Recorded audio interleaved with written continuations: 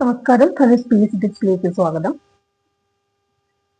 പോസ്റ്റേഴ്സിലെ 4th chapter Indian ഭരണഘടനയിലെ അധികാര വിന്യാസം.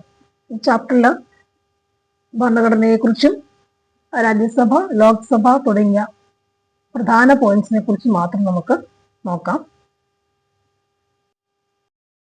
സ്വതന്ത്ര ഇന്ത്യ ജനങ്ങൾക്ക് നൽകിയ പ്രധാനപ്പെട്ട 2 വാഗ്ദാനങ്ങളായിരുന്നു ജനാധിപത്യ ഭരണക്രമവും ക്ഷേമരാഷ്ട്ര നിർമ്മാണവും.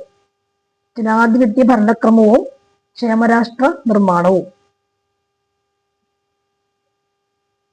ഇതിലേക്കുള്ള ചുവടുവെപ്പായിരുന്നു ഭരണഘടനാ നിർമ്മാണ സഭയുടെ രൂപീകരണവും നെഹ്റു അവതരിപ്പിച്ച ലക്ഷ്യപ്രമേയം. നെഹ്റുവിന്റെ ലക്ഷ്യപ്രമേയം നോക്കാം. ലക്ഷ്യപ്രമേയത്തിൽ നിന്നും ഭരണഘടനയിലേക്ക്. ലക്ഷ്യപ്രമേയം എന്താണ്? ഭരണഘടനാ നിർമ്മാണ സഭ ഇന്ത്യ ഒരു സ്വതന്ത്ര പരമാധികാര റിപ്പബ്ലിക്കായി തീർക്കുവാനും അതിനായി ഒരു ഭരണഘടന തയ്യാറാക്കാനുമുള്ള ഗൗരവമേറിയ ദൃഢനിശ്ചയം പ്രഖ്യാപിക്കുന്നു. ഇന്ത്യയെ ഒരു സ്വതന്ത്ര പരമാധികാര റിപ്പബ്ലിക്കായി തീർക്കാൻ, അതുവഴി ഒരു ഭരണഘടന തയ്യാറാക്കാനുമുള്ള ഗൗരവമേറിയ ഒരു കർത്തവ്യം നിർവഹിക്കാനുമുള്ള ദൃഢനിശ്ചയം പ്രഖ്യാപിച്ചു.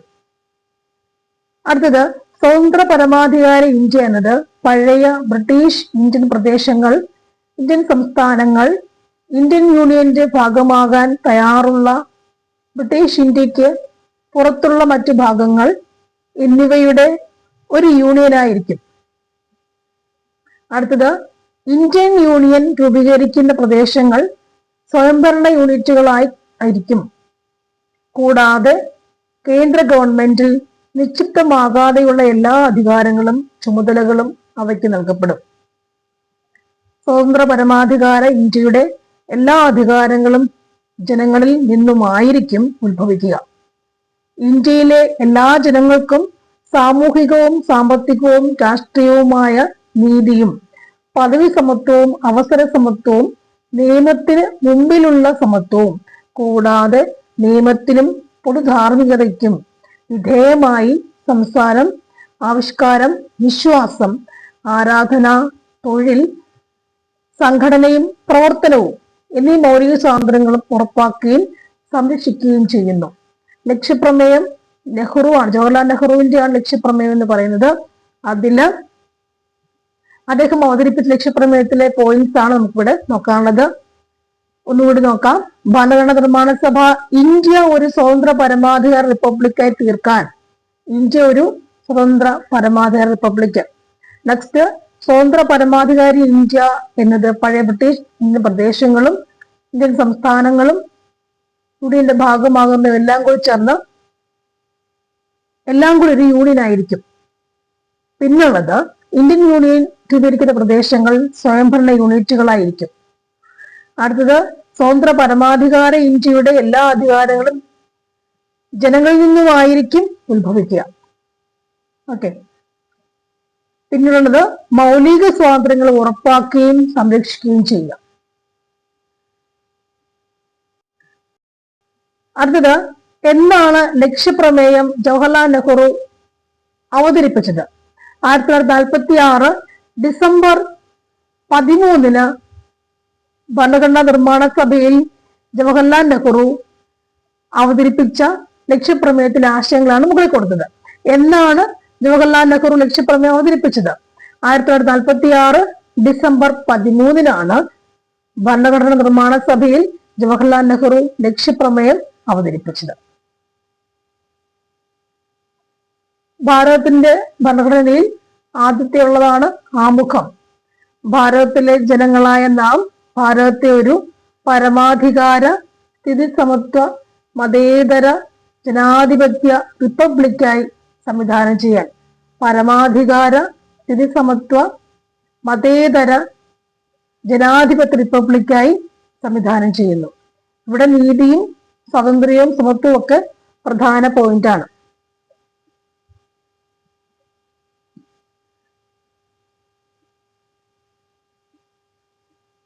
പ്രധാനപ്പെട്ട പോയിന്റ്, ഭരണഘടനയുടെ സവിശേഷതകൾ എന്തൊക്കെയാണ്? ക്യാബിനറ്റ് മിഷൻ നിർദ്ദേശാനുസരണം. ക്യാബിനറ്റ് മിഷൻ നിർദ്ദേശാനുസരണം 1946 ഡിസംബർ 6 രൂപീകരിക്കപ്പെട്ട ഭരണഘടനാ നിർമ്മാണ സമിതി. 1946 ഡിസംബർ 6 രൂപീകരിക്കപ്പെട്ട ഭരണഘടനാ നിർമ്മാണ സഭ. 1946 ഡിസംബർ 9 മുതൽ 2 വർഷവും 11 മാസവും 17 ദിവസവും നീണ്ടുനിന്ന ഒരു മഹത്തായ പ്രക്രിയയിലൂടെയാണ് നിർമ്മിച്ചതാണ് ഇന്ത്യൻ ഭരണഘടന. ഇവിടെ 2-3 ചോദ്യങ്ങൾ അല്ലേ? 2 ചോദ്യങ്ങളുണ്ട്. ഒന്ന്, എന്തിന്റെ അടിസ്ഥാനത്തിൽ, അല്ലെ ആര് പറഞ്ഞിട്ടുണ്ട് എന്തിന്റെ അടിസ്ഥാനത്തിലാണ് ഭരണഘടനാ നിർമ്മാണ സഭ രൂപീകരിക്കപ്പെട്ടത്? ഉത്തരം ക്യാബിനറ്റ് മിഷൻ. ക്യാബിനറ്റ് മിഷന്റെ നിർദ്ദേശാനുസരണമാണ് ഭരണഘടനാ നിർമ്മാണ സഭ രൂപീകരിക്കപ്പെട്ടത്. എന്നാണ്? 1946 ഡിസംബർ 6. ക്യാബിനറ്റ് മിഷന്റെ നിർദ്ദേശാനുസരണം 1946 ഡിസംബർ 6 ഭരണഘടനാ നിർമ്മാണ സഭ സമിതി രൂപീകരിക്കപ്പെട്ടത്. ഇനി 1946 ഡിസംബർ 9 മുതൽ 2 വർഷവും 11 മാസവും 17 ദിവസവും നീണ്ട മഹത്തായ പ്രക്രിയയിലൂടെ അത്രയും ദിവസം എടുത്തു ഇന്ത്യൻ ഭരണഘടന നിർമ്മിക്കാൻ. അടുത്തത് 1949 നവംബർ 26 അംഗീകരിച്ച് നിയമമാക്കി നമോത്കാരത്തിന് സമർപ്പിച്ച ഇന്ത്യൻ ഭരണഘടനയിൽ 22 ഭാഗങ്ങളിലായി 395 വകുപ്പുകളും 8 പട്ടികകളും ഉണ്ടായിരുന്നു. 1950 ജനുവരി 26 നിലവിൽ വന്ന ഇന്ത്യൻ ഭരണഘടന പല മാറ്റങ്ങളും കൊണ്ടുവന്നു. ഇവിടെ തന്നെ 2-3 ക്വസ്റ്റ്യൻസ് നമുക്കിവിടെ നോക്കാൻ പറ്റും. ഇന്ത്യൻ ഭരണഘടനയുടെ സവിശേഷതകളാണ് കൊടുത്തേക്കുന്നത്. ഏറ്റവും വലിയ എഴുതപ്പെട്ട ഭരണഘടനയാണ്. ഏറ്റവും വലിയ എഴുതപ്പെട്ട ഭരണഘടന. 1.5 ലക്ഷത്തോളം വാക്കുകളടങ്ങിയ സമഗ്രവും വിപുലവുമായ രേഖയാണ്. രാജ്യത്തിന്റെ വൈപുല്യവും പരിഗണിച്ചുള്ള വിശദമായ ഉള്ളടക്കം. ഒരു പാർലമെന്ററി ജനാധിപത്യം പറയുന്നുണ്ട്. പാർലമെന്ററി ജനാധിപത്യം അതെങ്ങനെയാണ്? കാര്യനിർവഹണ വിഭാഗത്തിലെ അംഗങ്ങൾ നിയമനിർമ്മാണ സഭയിൽ നിന്നുള്ളവരായിരിക്കും. കാര്യനിർവഹണ വിഭാഗത്തിലെ അംഗങ്ങൾ നിയമനിർമ്മാണ സഭയിൽ നിന്നുമുള്ളവർ ആയിരിക്കും. നിയമനിർമ്മാണ വിഭാഗം കാര്യനിർവഹണ വിഭാഗത്തെ നിയന്ത്രിക്കുകയും ചെയ്യുന്നു. ഇതാണ് പാർലമെന്ററി ജനാധിപത്യം എന്ന പോയിന്റ്സിലേക്ക് വരുന്നത്. ഏറ്റവും വലിയ എഴുതപ്പെട്ട ഭരണഘടനയാണ് ഇന്ത്യൻ ഭരണഘടന. എത്രമാത്രം ഉണ്ടെന്നുള്ളതാണ് 1 ലക്ഷത്തോളം അല്ലെ, 1.5 ലക്ഷം, 1.5 ലക്ഷം, അത്രയും വാക്കുകൾ അടങ്ങിയ സമഗ്രവും വിപുലവുമായ രേഖയാണ് ഇത്. അപ്പൊ നമ്മുടെ പാർലമെന്ററി ജനാധിപത്യം എന്ന് പറയുമ്പോൾ അതിനകത്ത് കാര്യനിർവഹണ വിഭാഗമുണ്ട്, നിയമനിർമ്മാണ സഭ, അത് രണ്ടും ഉണ്ടെന്ന് ഓർക്കുക. കാര്യനിർവഹണ വിഭാഗവുമുണ്ട്, നിയമനിർമ്മാണ വിഭാഗവുമുണ്ട്. അങ്ങനെ ഷോർട്ടായിട്ട് ഓർത്തു വെക്കാൻ പറ്റും. ഇന്ത്യൻ ഭരണഘടന എന്ന് പറയുന്നത് ദൃഢവും അയവുള്ളതുമായ ഘടനയുള്ളതാണ്. ദൃഢവും അയവുള്ളതുമായ ഘടനയാണ് ഇന്ത്യൻ ഭരണഘടനയ്ക്ക്. അതായത് ചില വ്യവസ്ഥകൾ ഭേദഗതി ചെയ്യാൻ പ്രത്യേക നടപടിക്രമങ്ങൾ പാലിക്കേണ്ടതുണ്ട്. എന്നാൽ മറ്റു ചിലത് സാധാരണ നിയമനിർമ്മാണ രീതിയിൽ ഭേദഗതി ചെയ്യാവുന്നതാണ്. അതുപോലെ അടുത്തത്, ഇന്ത്യൻ ഭരണഘടനയില് മൗലിക അവകാശങ്ങളും മൗലിക കർത്തവ്യങ്ങളും ഉണ്ട്. അതെങ്ങനെയാണ്? ഓരോ വ്യക്തിക്കും രാഷ്ട്രം ഉറപ്പുവരുത്തേണ്ട അടിസ്ഥാന അവകാശങ്ങൾ, അതുപോലെ തന്നെ പൗരർ രാഷ്ട്രത്തോടും സമൂഹത്തോടും പാലിക്കേണ്ട ഉത്തരവാദിത്തങ്ങളെ കുറിച്ചും അവിടെ പറയുന്നു. അടുത്തത് മാർഗനിർദ്ദേശ തത്വങ്ങൾ. അതെങ്ങനെയാണ്? ഒരു ഭാവി രാഷ്ട്രീയത്തിന്റെ സാമൂഹിക സാമ്പത്തിക അഭിവൃദ്ധിക്കായി രാഷ്ട്രത്തിന് നൽകിയിട്ടുള്ള നിർദ്ദേശങ്ങളാണെന്ത്? മാർഗനിർദ്ദേശ തത്വങ്ങൾ. ഭാവി രാഷ്ട്രീയത്തിന്റെ സാമൂഹിക സാമ്പത്തിക അഭിവൃദ്ധിക്കായി രാഷ്ട്രത്തിന് നൽകിയിട്ടുള്ള നിർദ്ദേശങ്ങളാണ് മാർഗനിർദ്ദേശക തത്വങ്ങൾ. അടുത്തത്, ദ്വിമണ്ഡല നിയമനിർമ്മാണ സഭകളുണ്ട്. ഇന്ത്യൻ ഭരണഘടന പ്രകാരം ദ്വിമണ്ഡല നിയമനിർമ്മാണ സഭകളുണ്ട് എന്ന് പറഞ്ഞാൽ മൊത്തം ജനത്തെയും പ്രതിനിധീകരിക്കുന്ന അധോസഭ എന്നും നിയമനിർമ്മാണങ്ങളിൽ രണ്ടാമതൊരു ചിന്തയ്ക്കായി സംസ്ഥാനങ്ങളെ പ്രതിനിധീകരിക്കുന്ന ഉപരിസഭ എന്നിങ്ങനെ രണ്ട് സഭകൾ ഇവിടെയുണ്ട്. അതാണ് ദ്വിമണ്ഡല നിയമനിർമ്മാണ സഭകൾ. അധോസഭയുണ്ട്, ഉപരിസഭയുണ്ട്. അധോസഭ എന്ന് പറയുമ്പോൾ അത് ലോക്സഭയാണ്.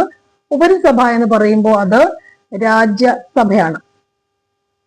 അടുത്തത് ശക്തമായ കേന്ദ്ര ഗവൺമെന്റോട് കൂടിയ ഫെഡറലിസം ഇന്ത്യ ഗവൺമെന്റ് അല്ലെങ്കിൽ ഇന്ത്യൻ ഭരണഘടന കാണിക്കുന്നു. ശക്തമായ കേന്ദ്ര ഗവൺമെന്റോട് കൂടിയ ഫെഡറലിസം എന്ന് പറഞ്ഞാൽ അധികാരം കേന്ദ്രത്തിനും സംസ്ഥാനങ്ങൾക്കുമായി വേർതിരിച്ചിട്ടുണ്ട്. കേന്ദ്രത്തിന് വേറെ അധികാരം, സംസ്ഥാനത്തിന് വേറെ അധികാരം. എങ്കിലും കേന്ദ്രത്തിന് മേൽക്കൈ നൽകുന്ന ചില സവിശേഷ അധികാരങ്ങൾ ഭരണഘടനയിൽ ഉൾപ്പെടുത്തിയിട്ടുണ്ട്.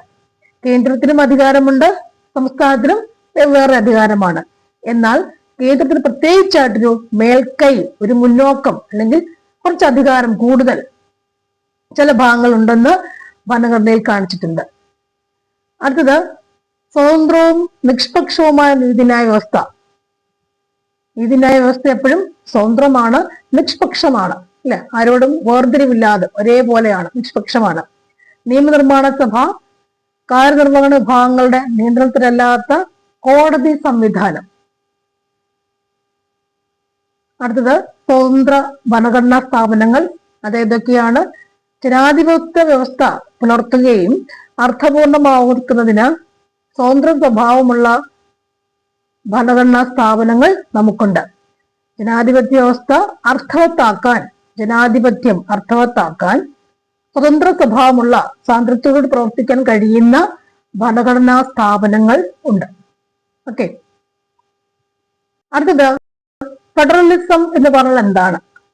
ഇതിന് ഭരണഘടനയിൽ പറയുന്ന ഒരു കാര്യമാണ് ഫെഡറലിസം കാണിക്കുന്നു എന്നുള്ളത്. അതെന്താണ്? ഭരണഘടനയുടെ അടിസ്ഥാനത്തിൽ രണ്ടു തരം അധികാരം അല്ലെങ്കിൽ അധികാരങ്ങൾ രണ്ട് തലങ്ങളിലേക്ക്, രണ്ട് മേഖലകളിലേക്ക് വിഭജിക്കപ്പെടുന്ന ഭരണ സംവിധാനമാണ് ഫെഡറലിസം.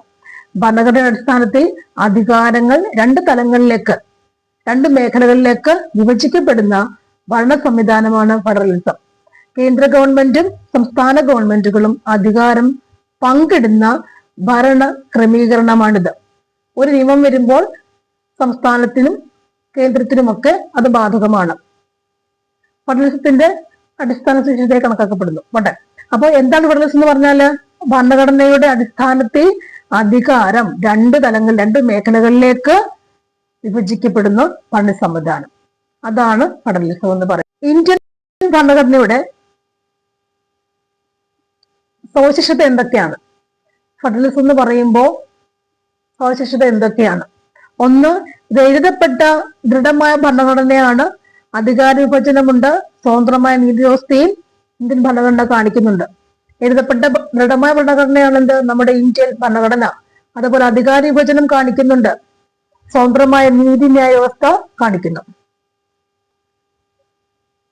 അടുത്തത് ഭാഗം 1, ഇന്ത്യൻ ഭരണഘടനയുടെ ഭാഗം 1.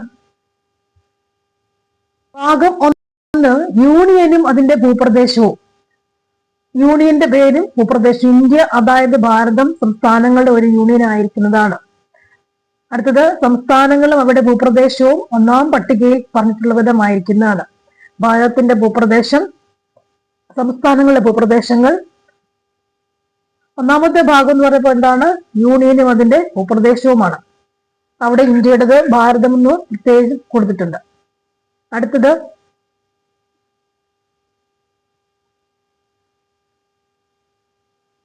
ഇന്ത്യൻ ഫെഡറലിസത്തിന്റെ സവിശേഷത എന്തൊക്കെയാണ് നോക്കാം. കേന്ദ്രത്തിനും സംസ്ഥാനങ്ങൾക്കുമായി ഒരു പൊതുഘടനയുണ്ട്. ഭരണഘടനയുടെ പരമാധികാരമുണ്ട്. ഏക പൗരത്വം. ഭരണഘടന ഭേദഗതി ചെയ്യാനുള്ള അധികാരങ്ങൾ കേന്ദ്രത്തിന് മേൽക്കൈ. ഭരണഘടന ഭേദഗതി ചെയ്യാനുള്ള അധികാരം, അങ്ങനെയുള്ള അധികാരങ്ങൾ കേന്ദ്രത്തിനാണ് മേൽക്കൈയുള്ളത്, മുൻകൈയുള്ളത്, മേൽക്കൈയുള്ളത്. ദ്വിമണ്ഡല നിയമനിർമ്മാണ സഭ നമ്മൾ മുമ്പ് കണ്ടതാണത്. കൂടാതെ കേന്ദ്ര സംസ്ഥാന അധികാര വിഭജനം. കേന്ദ്രത്തിനും സംസ്ഥാനങ്ങൾക്ക് പ്രത്യേകമാണ് അധികാരങ്ങൾ ഉള്ളത്. അധികാര വിഭജനത്തിൽ കൂടുതൽ വിഷയങ്ങളും പ്രധാന അധികാരങ്ങളും കേന്ദ്രത്തിനാണ്. സ്വതന്ത്രവും നിഷ്പക്ഷവുമായ നീതിന്യായ വ്യവസ്ഥ. അർത്ഥ ഫെഡറൽ സംവിധാനം നോക്കാം. ഇന്ത്യൻ ഭരണഘടന ഉയർത്തിപ്പിടിക്കുന്ന ജനാധിപത്യ പ്രതിബദ്ധതയുടെ മറ്റൊരു സവിശേഷതയാണ് ഇന്ത്യയുടെ ഫെഡറൽ ഘടന. രാഷ്ട്രത്തിന്റെ അധികാരത്തിൽ മാത്രം, ഒരു തലങ്ങളിൽ മാത്രം കേന്ദ്രീകരിക്കാതെ കേന്ദ്ര സർക്കാരിനും സംസ്ഥാന സർക്കാരുകൾക്കും ഇടയിൽ വിഭജിച്ച് നൽകുന്ന സമീപനമാണ് ഇന്ത്യൻ ഭരണഘടനയിൽ ഉള്ളത്. അധികാര വിഭജനം പരാമർശിക്കുന്നത് ഭരണഘടനയുടെ 7ാം പട്ടികയിലാണ്. അധികാര വിഭജനം പരാമർശിക്കുന്നത് ഭരണഘടനയുടെ 7ാം പട്ടികയിലാണ്. ഓക്കെ, അധികാര വിഭജനം, ഡിവിഷൻ ഓഫ് പവേഴ്സ് 7ാം പട്ടികയിൽ. നോക്കൂ എന്തൊക്കെയാണെന്ന് നോക്കാം. അധികാര വിഭജനം എപ്പോഴെന്താണ്? 7ാം പട്ടികയിലാണ് വന്നേക്കുന്നതെന്ന് പഠിച്ചു വെക്കുക. അതിൽ വരുന്നതാണ് യൂണിയൻ ലിസ്റ്റ്, സംസ്ഥാന ലിസ്റ്റ്, അല്ലെ, കൺകറന്റ് ലിസ്റ്റും ഒക്കെ അതിൽ വരുന്നതാണ്. യൂണിയൻ ലിസ്റ്റ് കേന്ദ്ര ഗവൺമെന്റിന് സമ്പൂർണ്ണ നിയമനിർമ്മാണ അധികാരമുള്ള വിഷയങ്ങളുടെ ഒരു പട്ടികയാണിത്. ഭരണഘടന നിലവിൽ വന്നപ്പോൾ 97 വിഷയങ്ങൾ ഉണ്ടായിരുന്നു. ഉദാഹരണം: വിദേശകാര്യം, പ്രതിരോധം, റെയിൽവേ, ബാങ്കിങ്, പൗരത്വം. യൂണിയൻ ലിസ്റ്റിൽ വരുന്നത് ഏതൊക്കെയായിരുന്നു? ഇപ്പൊ ഇവിടെ പഠിച്ചേക്കാം. നമുക്ക് പഠിക്കുന്നുള്ളത് വിദേശകാര്യം, പ്രതിരോധം, റെയിൽവേ, ബാങ്കിങ്, പൗരത്വം. വിദേശത്ത് പോയി പ്രതികരിക്കുക, അല്ലെ, പ്രതിരോധം, റെയിൽവേ, ബാങ്കിങ്, പൗരത്വം. ഇതെല്ലാം യൂണിയൻ ലിസ്റ്റിൽ വരുന്ന കാര്യങ്ങളാണ്. അതായത് കേന്ദ്ര ഗവൺമെന്റിന് സമ്പൂർണ്ണ നിയമ നിർമ്മാണ അധികാരമുള്ള വിഷയങ്ങളുടെ പട്ടികയാണ്. നിലവിൽ വന്നപ്പോഴത് 97 ഉണ്ടായിരുന്നു. അടുത്തത് സംസ്ഥാന ലിസ്റ്റ്, സ്റ്റേറ്റ് ലിസ്റ്റ്. സാധാരണഗതിയിൽ ഒരു സംസ്ഥാന ഗവൺമെന്റുകൾക്ക് നിയമനിർമ്മാണ അധികാരമുള്ള വിഷയങ്ങളുടെ പട്ടികയാണിത്. തുടക്കത്തിൽ ഇത് 66 ഉണ്ടായിരുന്നു. സ്റ്റേറ്റ് ലിസ്റ്റിൽ വരുന്ന കാര്യങ്ങൾ ഏതൊക്കെയാണ്? കൃഷി, ജയിൽ, പോലീസ്, തദ്ദേശ സ്വയംഭരണം തുടങ്ങിയവയാണ്. ഓക്കെ, ഈ സമവർത്തി ലിസ്റ്റ്, കൺകറന്റ് ലിസ്റ്റ്, അല്ലെ, നമ്മുടെ ക്വസ്റ്റ്യൻ പേപ്പറിൽ കാണുന്ന എപ്പോഴും കൺകറന്റ് ലിസ്റ്റ് എന്നാ കാണുക. സമവർത്തി എന്ന് ചോദിച്ചാൽ നമ്മൾ എഴുതേണ്ടി വരണം. കേന്ദ്ര ഗവൺമെന്റിനും സംസ്ഥാന ഗവൺമെന്റുകൾക്കും നിയമനിർമ്മാണ അധികാരമുള്ള വിഷയങ്ങളുടെ പട്ടികയാണിത്, 2 പേർക്കും. തുടക്കത്തിൽ ഇത് 47. എപ്പോഴും ചോദിക്കുന്ന കൺകറന്റ് വിഷയങ്ങളാണ്. വിദ്യാഭ്യാസം, വനം, ട്രേഡ് യൂണിയനുകൾ, വിവാഹം, ജനനമരണ രജിസ്ട്രേഷൻ എല്ലാം എന്താണ്? കൺകറന്റ് ആണ്. വിദ്യാഭ്യാസം, വനം, ട്രേഡ് യൂണിയനുകൾ. അടുത്തത് റെസിഡ്യൂവൽ പവേഴ്സ്, അവശിഷ്ട അധികാരങ്ങൾ. മേൽപ്പറഞ്ഞ 3 അധികാര പട്ടികയിലും ഉൾപ്പെടുത്തതായ വിഷയങ്ങളെ അവശേഷിക്കുന്ന അധികാരങ്ങൾ എന്ന് വിളിക്കുന്നു. ഉദാഹരണമാണ് സൈബർ നിയമങ്ങൾ. അവശിഷ്ട അധികാരത്തിൽപ്പെടുന്നതാണ് സൈബർ നിയമങ്ങൾ. അടുത്തത്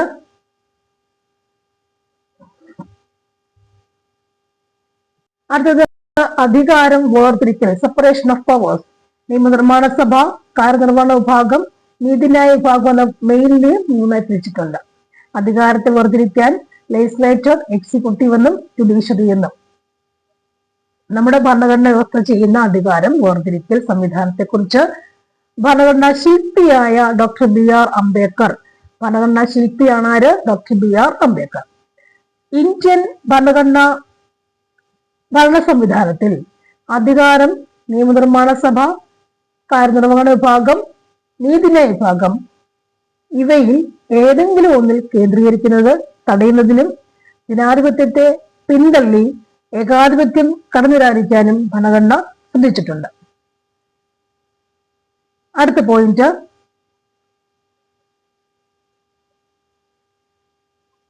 ഇന്ത്യൻ ഭരണഘടന നിർമ്മാണ സഭ അല്ലെങ്കിൽ അതിന്റെ വ്യവസ്ഥ പ്രകാരം 3 ഭാഗമുണ്ട്. ഏതൊക്കെയാണ് 3 ഭാഗങ്ങൾ? 1 നിയമനിർമ്മാണ സഭ, 2 കാര്യനിർവഹണ വിഭാഗം, 3 നീതിന്യായ വിഭാഗം. നമ്മുടെ ഭരണഘടനാ വ്യവസ്ഥ പ്രകാരം, നമ്മുടെ ഇന്ത്യൻ ഭരണഘടനാ വ്യവസ്ഥ പ്രകാരം നമുക്കൊരു പാർലമെന്ററി ഭരണ സംവിധാനമുണ്ട്, ഫെഡറൽ ഘടനയുമുണ്ട്. നമ്മുടേത് പാർലമെന്ററി, ഇന്ത്യൻ ഭരണഘടനയിൽ എന്തൊക്കെയുള്ളതാണ്? പാർലമെന്ററി ഭരണ സംവിധാനം ഉള്ളതുപോലെ ഫെഡറൽ ഘടനയും ഉണ്ട്. ഇനി ഇന്ത്യൻ ഭരണഘടനാ വ്യവസ്ഥ പ്രകാരം നിയമനിർമ്മാണ സഭയെന്നും കാര്യനിർവഹണ വിഭാഗമെന്നും നീതിന്യായ വിഭാഗമെന്നും 3 തിരിച്ചിട്ടുണ്ട്, അല്ലെ? 3 ചുമതലകളാണ്. 3 പേർക്ക് 3 ഘടന, 3 ചുമതലകളാണ്. ഇനിയുള്ളത് നിയമനിർമ്മാണ സഭ എന്താണ്? ഇന്ത്യയുടെ നിയമനിർമ്മാണ സഭയുടെ പേര് പാർലമെന്റ് എന്നാണ്.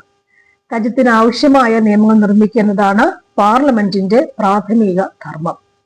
വിവിധങ്ങളായുള്ള ജനാഭിലാഷങ്ങളെ മുൻനിർത്തിയും കാലാനുസൃതമായ പരിവർത്തനങ്ങളെ സാധ്യമാക്കുന്നതിനും പുതിയ ലക്ഷ്യങ്ങൾ സാക്ഷാത്കരിക്കുന്നതിനും വേണ്ടി നിയമങ്ങൾ നിർമ്മിക്കാറുണ്ട്. ലോക്സഭ, രാജ്യസഭ എന്നീ രണ്ട് സഭകളുള്ള ഇന്ത്യയുടെ പാർലമെന്റ് ഒരു ദ്വിമണ്ഡല നിയമനിർമ്മാണ സഭയാണ്. വലിപ്പവും വൈവിധ്യവുമുള്ള രാജ്യങ്ങൾ സാധാരണയായി അവയുടെ ദേശീയ നിയമനിർമ്മാണ സഭയിൽ രണ്ട് സഭകൾ സ്ഥാപിക്കാറുണ്ട്. രാജ്യത്തെ എല്ലാ വൈവിധ്യങ്ങളെയും പ്രതിനിധാനം ചെയ്യുന്നതിന് ഇത് സഹായകമാണ്. കൂടാതെ ജനാധിപത്യപരമായ ചർച്ചകൾ, സംവാദങ്ങളും ഒക്കെ സാധ്യമാക്കുന്നതിൽ ദ്വിമണ്ഡല നിയമനിർമ്മാണ സഭകൾ പ്രധാന പങ്ക് വഹിക്കുന്നു. സംസ്ഥാനങ്ങളിൽ നിയമനിർമ്മാണം നടത്തുന്നത് സംസ്ഥാന നിയമനിർമ്മാണ സഭയാണ്. സംസ്ഥാനങ്ങളിൽ നിയമനിർമ്മാണം നടത്തുന്നത് സംസ്ഥാന നിയമനിർമ്മാണ സഭയാണ്. ഓക്കെ, നമുക്ക് ദ്വിമണ്ഡല നിയമനിർമ്മാണ സഭയാണ് ഇന്ത്യക്കുള്ളത് എന്ന് പറയുമ്പോൾ ലോക്സഭയും രാജ്യസഭയും ഒക്കെ പുറത്തു വെക്കുക. നിയമനിർമ്മാണ സഭയുടെ ചുമതലകൾ ഏതെല്ലാമാണ്? 1. നിയമനിർമ്മാണം. 2. പൊതുഖജനാവിന്റെ സംരക്ഷണ പ്രവർത്തിക്കുക. 3. രാഷ്ട്രപതി, ഉപരാഷ്ട്രപതി തിരഞ്ഞെടുപ്പുകളിൽ പങ്കാളിയാവുക. അടുത്തത് എക്സിക്യൂട്ടീവിനെ നിയന്ത്രിക്കുക.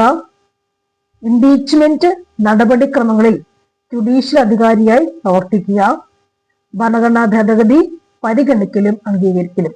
ഇതെല്ലാം ഒരു നിയമനിർമ്മാണ സഭയുടെ ചുമതലകളാണ്. അടുത്തത് പാർലമെന്റിന്റെ രണ്ട് സഭകളായ ലോക്സഭയുടെയും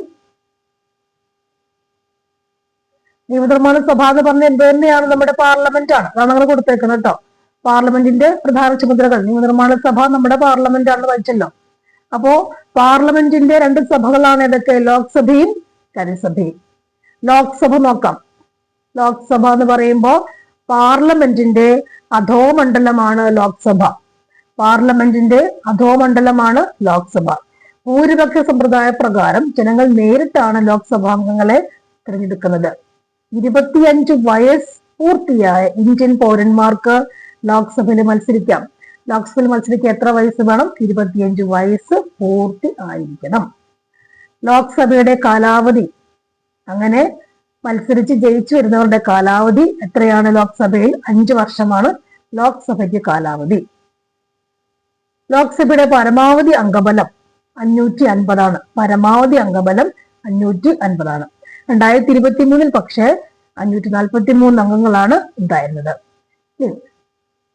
ലോക്സഭയിലെ ഭൂരിപക്ഷത്തിന്റെ അടിസ്ഥാനത്തിലാണ് സർക്കാരുകളുടെ രൂപീകരണവും നിലനിൽപ്പും സാധ്യമാവുന്നത്. ഒരു പാർട്ടിക്കോ സഖ്യത്തിനോ സർക്കാർ രൂപീകരിക്കാൻ കഴിയാത്ത സാഹചര്യത്തിലോ ഭരിക്കുന്ന പാർട്ടിക്കോ സഖ്യത്തിനോ ഭൂരിപക്ഷം നഷ്ടപ്പെടുന്ന സാഹചര്യത്തിലോ രാജ്യം പൊതു തിരഞ്ഞെടുപ്പിലേക്ക് പോകുന്നുണ്ട്. ഇനി മെയിൻ പോയിന്റ്, ലോക്സഭയുടെ അധ്യക്ഷൻ സ്പീക്കറാണ്. ലോക്സഭാ അധ്യക്ഷൻ ആരാണ്? എപ്പോഴും സ്പീക്കറാണ്. ഓക്കെ. അതുപോലെ ധനബില്ലും ലോക്സഭ അധ്യക്ഷൻ സ്പീക്കറാണ്. കൂടാതെ ധനബില്ല്, അവിശ്വാസ പ്രമേയം ഒക്കെ അവതരിപ്പിക്കുന്ന ലോക്സഭയിലാണ്. ഇത് 2, 3, 4 ക്വസ്റ്റ്യൻസ് ഒക്കെ ഒരുമിച്ച് ചോദിക്കാറുണ്ട് എക്സാമുകൾക്ക്. ഓക്കെ. അടുത്തത് രാജ്യസഭ. പാർലമെന്റിന്റെ ഉപരിസഭയാണെന്ത്? രാജ്യസഭ. അതും ചോദ്യമാണ്. പാർലമെന്റിന്റെ ഉപരിസഭയാണ് രാജ്യസഭ. ഞാൻ വരയ്ക്കുമ്പോൾ കുറച്ച് അക്ഷരങ്ങൾ മങ്ങിപ്പോകും, അതുകൊണ്ടാണ്. പാർലമെന്റിന്റെ ഉപരിസഭയാണ് രാജ്യസഭ എന്നുള്ളത്. ജനസംഖ്യാനുപാതികമായി സംസ്ഥാനങ്ങൾക്ക് പ്രാതിനിധ്യം നൽകിയിരിക്കുന്ന സഭയാണിത്. സംസ്ഥാന നിയമനിർമ്മാണ സഭകളിലെ തെരഞ്ഞെടുക്കപ്പെട്ട MLA-മാരാണ് രാജ്യസഭാംഗങ്ങളെ തിരഞ്ഞെടുക്കുക. അതുകൊണ്ട് 30 വയസ്സ് പൂർത്തിയായ ഇന്ത്യൻ പൗരന്മാർക്ക് രാജ്യസഭയിലേക്ക് മത്സരിക്കാൻ പറ്റും. പാർലമെന്റിന്റെ ഉപരിസഭയാണ് രാജ്യസഭ, അത് ഓർത്തു വെക്കുക. 30 വയസ്സും വേണം. ഇനിയുള്ളത് രാജ്യസഭ ഒരു സ്ഥിരം സഭയാണ്. കഴിഞ്ഞ ക്വസ്റ്റ്യൻ ഒക്കെ നമ്മൾ ഡിഗ്രി ലെവൽ എക്സാമിലൊക്കെ സ്ഥിരം ചോദ്യമാണ്. രാജ്യസഭ ഒരു സ്ഥിരം സഭയാണ്. 12th ലെവലായാലും okay. രാജ്യസഭ ഒരു സ്ഥിരം സഭയാണ്. സഭാംഗങ്ങളുടെ കാലാവധി 6 വർഷമാണ്. രാജ്യസഭയിലെ 1/4 അംഗങ്ങൾ ഓരോ 2 വർഷം കൂടുമ്പോഴും വിരമിക്കുകയും ആ ഒഴിവുകളിലേക്ക് തെരഞ്ഞെടുപ്പ് നടക്കുകയും ചെയ്യും. ഉപരാഷ്ട്രപതിയാണ് രാജ്യസഭയുടെ അധ്യക്ഷൻ. ഉപരാഷ്ട്രപതിയാണ് രാജ്യസഭയുടെ അധ്യക്ഷൻ. ഓക്കെ, അടുത്തത് രാജ്യസഭയുടെ പരമാവധി അംഗബലം 250 ഇതിൽ 238 പേരെ തിരഞ്ഞെടുക്കുകയും 12 പേരെ രാഷ്ട്രപതി നാമനിർദ്ദേശം ചെയ്യുകയും ചെയ്യുന്നു. 250 38 പേരെ തിരഞ്ഞെടുക്കുന്നു, ബാക്കി 12 പേരെ എന്ത് ചെയ്യുന്നു? രാഷ്ട്രപതി നിർദ്ദേശിക്കുന്നു. അടുത്തത് ഉപരാഷ്ട്രപതിയെ നീക്കം ചെയ്യാനുള്ള നടപടിക്രമങ്ങൾ ആരംഭിക്കുന്നത് രാജ്യസഭയിൽ നിന്നും ആണ്. ഒന്നുകൂടി, പുതിയ അഖിലേന്ത്യാ സർവീസ് സൃഷ്ടിക്കുന്നതിന് പാർലമെന്റിനെ ചുമതലപ്പെടുത്താനുള്ള അധികാരം രാജ്യസഭയിലാണ്. ഓക്കെ, അത്രയുമാണ് രാജ്യസഭയുടെയും ലോക്സഭയുടെയും പ്രധാന പോയിന്റ്സ്. ഇവിടെ ബില്ലുകളെ കുറിച്ചാണ് പറയുക. നിയമസഭാ മന്ത്രാലയത്തിന്റെ മേൽനോട്ടത്തിലും നിർദ്ദേശങ്ങൾക്കും അനുസൃതമായി ഉദ്യോഗസ്ഥരാണ് നിയമത്തിന്റെ കരട് രൂപമായ ബിൽ തയ്യാറാക്കുന്നത്. ബില്ലുകൾ വിവിധ തരമുണ്ട്. മന്ത്രിമാർ അവതരിപ്പിക്കുന്ന ബില്ലാണ് ഗവൺമെന്റ് ബില്ല്. ഓക്കെ, മന്ത്രിയല്ലാത്ത പാർലമെന്റ് അംഗം, പാർലമെന്റ് എല്ലാവർക്കും മന്ത്രിമാരാവാൻ പറ്റില്ലല്ലോ അല്ലെ, അല്ലാത്ത പാർലമെന്റ് അംഗങ്ങൾ അവതരിപ്പിക്കുന്ന ബില്ലാണ് സ്വകാര്യ ബില്ല്. ഇതുകൂടാതെ പൊതു ഖജനാവിലേക്കുള്ള ധനസമാഹരണവും ചെലവഴിക്കലും സംബന്ധിച്ച ബില്ലുകളാണ് ധനബില്ലുകൾ. ധനബിൽ ലോക്സഭയിലാണ് ആദ്യം അവതരിപ്പിക്കുന്നത്. അപ്പൊ ധനബില്ലുകൾ എന്താണ്? എപ്പോഴത്തെയും ചോദ്യം, ധനബിൽ അവതരിപ്പിക്കുന്നത് എവിടെയാണ്? ആദ്യം ഇവിടെയാണ്, ലോക്സഭയിലാണ്. എന്താണ് ധനബിൽ? പൊതു ഖജനാവിലേക്കുള്ള ധനസമാഹരണം, ചെലവഴിക്കൽ, അതിനെ സംബന്ധിക്കുന്ന ബില്ലുകളാണ് എന്ത്? ധനബിൽ. അല്ലെ, എത്ര ഇമ്പോർട്ടന്റ് ആണത്. പൊതു ഖജനാവിലേക്കുള്ള ധനസമാഹരണം, ചെലവഴിക്കൽ, അതാണ് ധനബിൽ. ധനബിൽ അവതരിപ്പിക്കുന്നപ്പോഴും ലോക്സഭയിലാണ് ആദ്യം. ധനബിൽ അല്ലാത്തകളാണ് ധനേതര ബില്ലുകൾ. ഭരണഘടനാ ഭേദഗതി ബില്ലുകളും സാധാരണ ബില്ലുകളുമെല്ലാം ധനേതര ബില്ലുകളായി കണക്കാക്കുന്നു. ഇനി ഒരു ബിൽ നിയമവിധേയമാകുന്നതിന്റെ ഘട്ടങ്ങൾ, ഇതൊരു പ്രീവിയസ് ക്വസ്റ്റ്യൻ തന്നെയാണ്. ഒരു ബില്ല് നിയമവിധേയമാകുന്നതിന്റെ ഘട്ടങ്ങൾ ഏതെല്ലാമാണ്? ഇവിടെ 1ാം വായന, 2ാം വായന, 3ാം വായന. അപ്പൊ ഒരു ബില്ല് പാസ്സാകും, വായിക്കുന്നു അല്ലെ, മന്ത്രിമാര് അല്ലെങ്കിൽ പാർലമെന്റ് അംഗങ്ങളൊക്കെ വായിക്കുമ്പോൾ അതെങ്ങനെ നിയമമായിട്ട് മാറും അല്ലെ? അത് നിയമമായിട്ട് മാറുന്നത് എങ്ങനെയാണ്? അപ്പൊ ബജറ്റൊക്കെ വായിക്കാൻ പോകുന്ന സമയമാണ് നമുക്ക് ഒന്നുകൂടി പാർലമെന്റ് കൂടി അപ്പൊ ഒന്ന് നോക്കാം. 1ാം വായന, ധനബിൽ അല്ലാത്ത ഏതൊരു ബില്ലും ഇരു സഭകളിൽ ഏതെങ്കിലും ഒന്നിൽ മന്ത്രിയോ സ്വകാര്യ അംഗമോ അവതരിപ്പിക്കുന്നു. അടുത്തത് 2ാം വായന, ഏതെങ്കിലും ഒരു മന്ത്രിയോ ഒരു സ്വകാര്യ അംഗമോ എന്താണ്? ധനബില്ലല്ലാത്ത ഏതൊരു ബില്ലും അവതരിപ്പിക്കുന്നു. 2ാം വായനയിൽ ഈ ഘട്ടത്തിൽ ബിൽ കമ്മിറ്റിയുടെ പരിഗണനയ്ക്ക് അയക്കുകയോ, എവിടെയെങ്കിലും ഒരു ബില്ല് വായിച്ചു, നെക്സ്റ്റ് ഘട്ടത്തില് ഈ ബില്ല് കമ്മിറ്റിയുടെ പരിഗണനയ്ക്ക് അയക്കുകയോ സഭയിൽ തന്നെ ചർച്ചയ്ക്ക് വെക്കുകയോ ചെയ്യുന്നു. കമ്മിറ്റി ഘട്ടം എന്നാണ് ഇതിന് പറയുക. ഇവിടെ അതിൽ മാറ്റം ഉണ്ടാക്കാം, ഭേദഗതികളോ ഒക്കെ ഈ സമയത്ത് വരാം. അടുത്ത 3ാം വായനയിൽ ബിൽ സഭ അംഗീകരിക്കുകയോ നിരസിക്കുകയോ ചെയ്യുന്നു. ആദ്യം വെറുതെ ആരെങ്കിലും ധനബിൽ എവിടെ വായിക്കൂ? ലോക്സഭയിൽ. അല്ലാത്ത ബില്ലുകൾ എന്ത് ചെയ്യുന്നുണ്ട്? ഏതെങ്കിലും ഇരു സഭയിൽ എവിടെയെങ്കിലും ഒന്ന് വായിക്കുന്നു, മന്ത്രിയോ ആരെങ്കിലും സ്വകാര്യ അംഗമോ വായിക്കുന്നു. അടുത്ത ഘട്ടം എന്താണ്? 2ാം ഘട്ടം എന്താണ്? ഇത് ചർച്ചയ്ക്ക് വെക്കുന്നു, അല്ലെ പരിഗണനയ്ക്ക് വേണ്ടി അയക്കുന്നു. അപ്പൊ അത് തള്ളിക്കളയാം, ഭേദഗതി വരുത്തുകയും ചെയ്യും. അതാണ് അവിടെ നടക്കുക.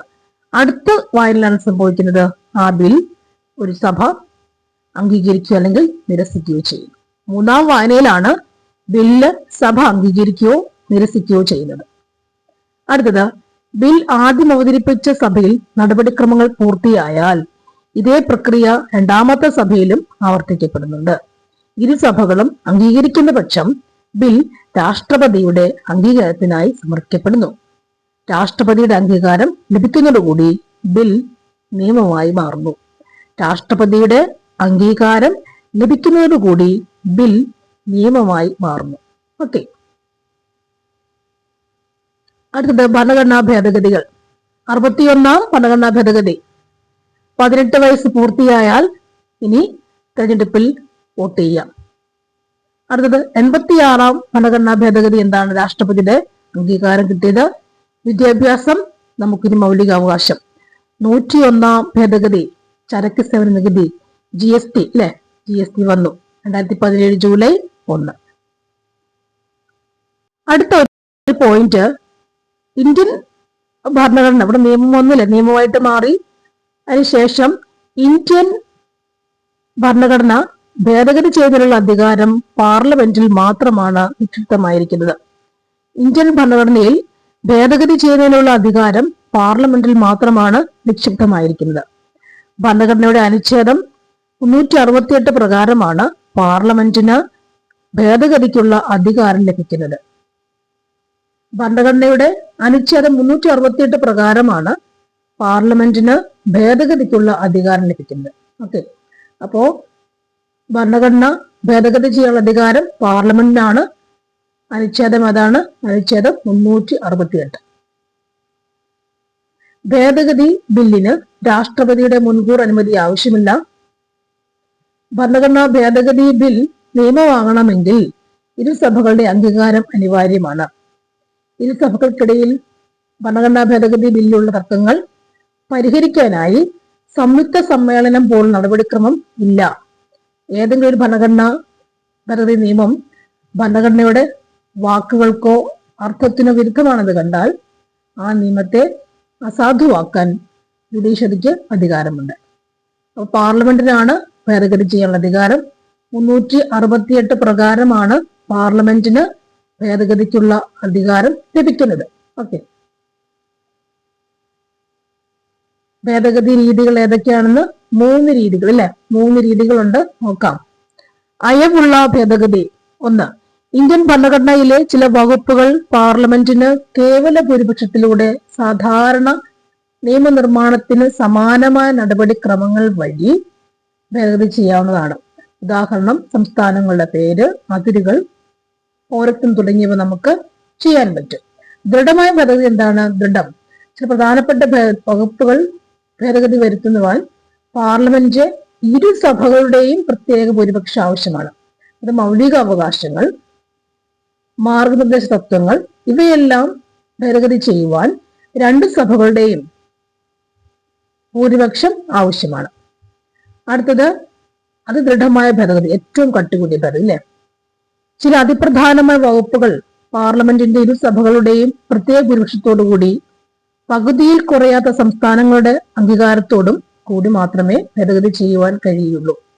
ഉദാഹരണം, കേന്ദ്ര സംസ്ഥാന അധികാര വിഭജനം, ജനപ്രാതിനിധ്യ നിയമനം തുടങ്ങിയവയെല്ലാം എന്നിപ്പോ അതിപ്രധാന വകുപ്പുകളെല്ലാം ഭേദഗതി ചെയ്യണമെങ്കിൽ ശക്തമായ ഭേദഗതി വകുപ്പിലൂടെ മാത്രമേ സാധിക്കുകയുള്ളൂ.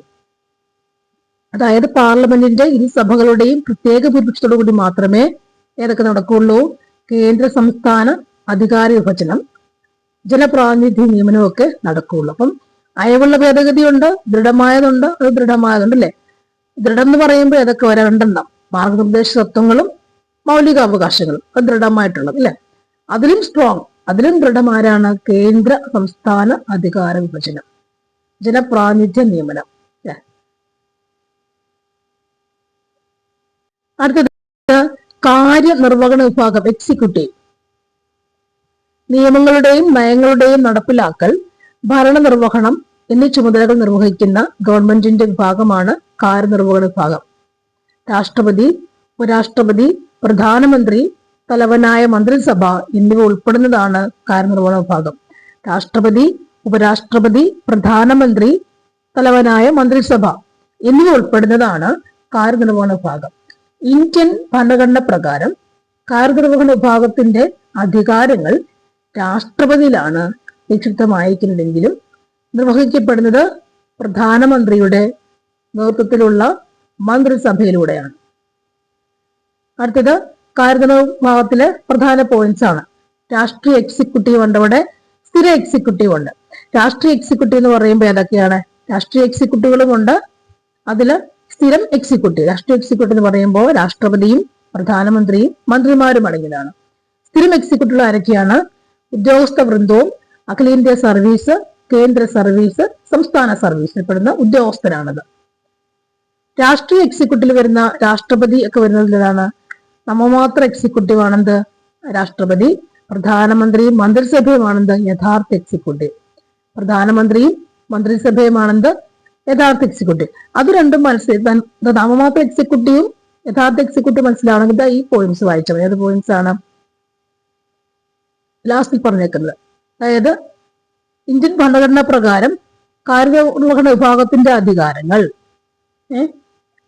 രാഷ്ട്രപതിയിലാണ് നിക്ഷിപ്തമായിരിക്കുന്നതെങ്കിലും അത് നിർവഹിക്കപ്പെടുന്നത് പ്രധാനമന്ത്രിയുടെ നേതൃത്വത്തിലുള്ള മന്ത്രിസഭയിലാണ്. അങ്ങനെയാണ് എന്ത് വന്നേക്കുന്നത് ഈ പോയിന്റ് എന്ന് പറയുന്ന യഥാർത്ഥ എക്സിക്യൂട്ടീവ് ആരാണ്? പ്രധാനമന്ത്രിയും മന്ത്രിസഭയുമാണ്. രാഷ്ട്രീയ കാര്യനിർവഹണ വിഭാഗം പൊളിറ്റിക്കൽ എക്സിക്യൂട്ടീവ് രാഷ്ട്രപതി, ഉപരാഷ്ട്രപതി, സർക്കാരിന് നേതൃത്വം നൽകുന്ന പ്രധാനമന്ത്രി, മന്ത്രിമാർ എന്നിവരടങ്ങുന്ന എല്ലാം അടങ്ങുന്നതാണ് എന്ത്? രാഷ്ട്രീയ കാര്യനിർവഹണ വിഭാഗം. ഭരണഘടനാപരമായി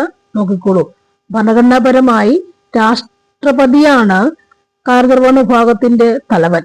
എന്നാൽ പ്രധാനമന്ത്രിയും അദ്ദേഹത്തിന്റെ നേതൃത്വത്തിലുള്ള മന്ത്രിസഭയും നൽകുന്ന ഉപദേശങ്ങൾ അനുസരിച്ചിട്ടാവണം രാഷ്ട്രപതി പ്രവർത്തിക്കേണ്ടത്. അതേസമയം രാഷ്ട്രപതിക്ക് സ്വന്തം വിവേചനാധികാരം ഉപയോഗിച്ച് പ്രവർത്തിക്കാവുന്ന സാഹചര്യങ്ങളും ഉണ്ട്. രാഷ്ട്രപതിയെ കുറിച്ച് ഇന്ത്യയുടെ കാര്യനിർവഹണ വിഭാഗത്തിന്റെ തലവനാണ് രാഷ്ട്രപതി. 35 വയസ്സ് പൂർത്തിയായാൽ ഇന്ത്യൻ പൗരന്മാർക്കെല്ലാം രാഷ്ട്രപതി സ്ഥാനത്തേക്ക് മത്സരിക്കാൻ യോഗ്യതയുണ്ട്. പാർലമെന്റിന്റെ ഇരു സഭകളിലെയും സംസ്ഥാന നിയമനിർമ്മാണ സഭകളിലെയും തിരഞ്ഞെടുക്കപ്പെട്ട അംഗങ്ങൾ ഉൾക്കൊള്ളുന്ന ഇലക്ടറൽ കോളേജാണ് രാഷ്ട്രപതിയെ തിരഞ്ഞെടുക്കുന്നത്. 5 വർഷമാണ് രാഷ്ട്രപതിയുടെ ഔദ്യോഗിക കാലാവധി. 5 വർഷമാണ് രാഷ്ട്രപതിയുടെ ഔദ്യോഗിക കാലാവധി. ആ ചുമതലകൾ എന്തൊക്കെയാണ്? പാർലമെന്റ് വിളിച്ചു ചേർക്കുക, ലോക്സഭ പിരിച്ചുവിടുക, പ്രധാനമന്ത്രിയെയും മന്ത്രിസഭയെയും നിയമിക്കുക, സുപ്രീം കോടതിയെയും ഹൈക്കോടതിയിലെയും ജഡ്ജിമാരെ നിയമിക്കുക, സംസ്ഥാന ഗവർണർമാരെ നിയമിക്കുക, അടിയന്തരാവസ്ഥ പ്രഖ്യാപിക്കുക, പ്രതിരോധ സേനകളുടെ സർവ്വസൈനാധിപനായി പ്രവർത്തിക്കുക എന്നിവയെല്ലാം രാഷ്ട്രപതിയുടെ ചുമതലയാണ്. ഇനി രാഷ്ട്രപതി എന്ത് ചെയ്യണം? രാഷ്ട്രപതി രാജി കൊടുക്കുന്ന ആർക്കാണ്? ഉപരാഷ്ട്രപതിക്കാണ് രാഷ്ട്രപതി രാജി കൊടുക്കുക. രാഷ്ട്രപതിയുടെ അഭാവത്തിൽ ഉപരാഷ്ട്രപതിയായിരിക്കും ചുമതലകൾ നിർവഹിക്കുക. പ്രധാനമന്ത്രി, രാജ്യത്തെ ഭരണത്തലവനായ പ്രധാനമന്ത്രി ലോക്സഭയിൽ ഭൂരിപക്ഷമുള്ള പാർട്ടിയുടെയും മുന്നണിയുടെയും രാജ്യത്തിന്റെയും നേതാവാണ്. മന്ത്രിസഭ രൂപീകരിക്കുന്നതിനും മന്ത്രിസഭയിലെ ക്യാബിനറ്റിലെയും അംഗങ്ങളെ നിശ്ചയിക്കുന്നതും പ്രധാനമന്ത്രിയാണ്. മന്ത്രിമാരുടെ വകുപ്പുകളിൽ മാറ്റം വരുത്താൻ ക്യാബിനറ്റിലേക്കും മന്ത്രിസഭയിലേക്കും അംഗങ്ങളെ ഉൾപ്പെടുത്താനും ഒഴിവാക്കാനുമുള്ള അധികാരം പ്രധാനമന്ത്രിക്കുണ്ട്. രാഷ്ട്രപതിയെയും മന്ത്രിസഭയെയും പാർലമെന്റിനെയും ബന്ധിപ്പിക്കുന്ന കണ്ണിയാണ് ആര്? പ്രധാനമന്ത്രി.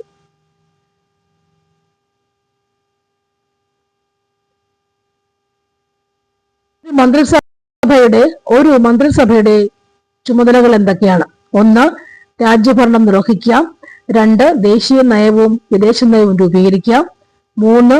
വിവിധ ഡിപ്പാർട്ട്മെന്റുകളുടെ പ്രവർത്തനത്തെ ഏകോപിപ്പിക്കുക. 4. ഭരണപരവും ക്ഷേമപരവുമായ മറ്റ് നടപടികളും വിദേശ ബന്ധങ്ങൾ നിർവഹിക്കുക. 5. നിയമനിർമ്മാണത്തിന് ചുക്കാൻ പിടിക്കുക. അടുത്തത് ബില്ലുകളും ഓർഡിനൻസുകളും ഡ്രാഫ്റ്റ് ചെയ്യുക. ഇതെല്ലാം ഒരു മന്ത്രിസഭയുടെ ചുമതലകൾ. ഇനി പെർമനന്റ് എക്സിക്യൂട്ടീവ് എന്താണ്? സ്ഥിരകാര്യ നിർവഹണ വിഭാഗം എന്താണ്? പെർമനന്റ് എക്സിക്യൂട്ടീവ് ഗവൺമെന്റിന്റെ ദൈനംദിന പ്രവർത്തനങ്ങൾ നിറവേറ്റുന്നതിനും ബജറ്റ് ഉൾപ്പെടെയുള്ള ബില്ലുകൾ രൂപീകരിക്കുന്നതിൽ രാഷ്ട്രീയകാര്യ നിർവഹണ വിഭാഗത്തെ നയിക്കുന്നതിനും ബ്യൂറോക്രസി എന്നറിയപ്പെടുന്ന ഉദ്യോഗസ്ഥ വൃന്ദമാണ്. സർക്കാർ സർവീസിലുള്ള ആൾക്കാർ അല്ലെ. ഗവൺമെന്റിന്റെ ദൈനംദിന പ്രവർത്തനങ്ങൾ നിറവേറ്റുക, ദിവസേനയുള്ള പ്രവർത്തനം നിറവേറ്റുക, ബജറ്റ് ഉൾപ്പെടെയുള്ള ബില്ലുകൾ രൂപീകരിക്കുക, രാഷ്ട്രീയ കാര്യനിർവഹണ വിഭാഗത്തെ സഹായിക്കുക, അതുപോലെയുള്ളതും ബ്യൂറോക്രസി എന്നറിയപ്പെടുന്ന ഉദ്യോഗസ്ഥ വൃന്ദമാണ്. യോഗ്യതയുടെ അടിസ്ഥാനത്തിൽ മത്സര പരീക്ഷ വെച്ചിട്ടവരെ എടുക്കുന്നു കേട്ടോ. അടുത്തത് നീതിന്യായ വിഭാഗം.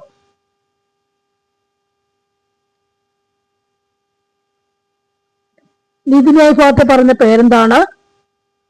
ഇവിടെ ഭരണഘടനയുടെ കാവലാൾ എന്നറിയപ്പെടുന്നു. ഓക്കെ,